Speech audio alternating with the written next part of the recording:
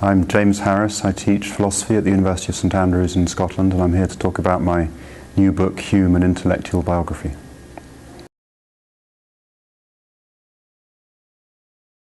I was motivated to write the book by a sense that the totality of Hume's achievement, his work in history, his work on politics and political economy was kind of missing from our picture of Hume today.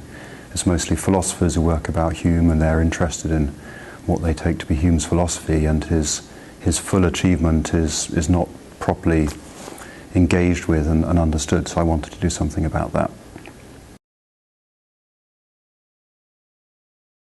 Hume is a very important part of, certainly of the kind of philosophical landscape today. I mean, even after 300 years, a lot of philosophers would be inspired by Hume, whether they're writing about the mind and its relationship with scientific accounts of the mind, or whether they're writing about morality, or indeed religion. So there are a lot of philosophers today who would think of themselves as, in some sense or other, Humean philosophers. Every student of philosophy will study a bit of Hume at some point.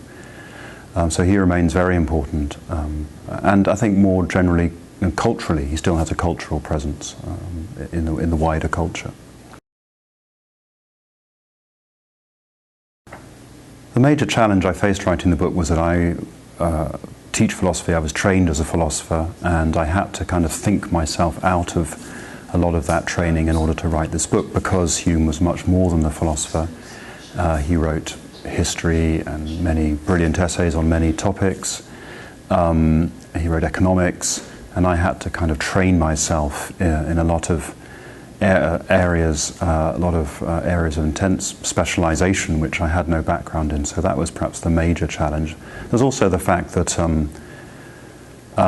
this kind of book is very helpful if you've got diaries and notes and autobiographical material, and there's very little of that in the case of Hume. So reconstructing his mental life, as it were, the life behind the books, was very hard.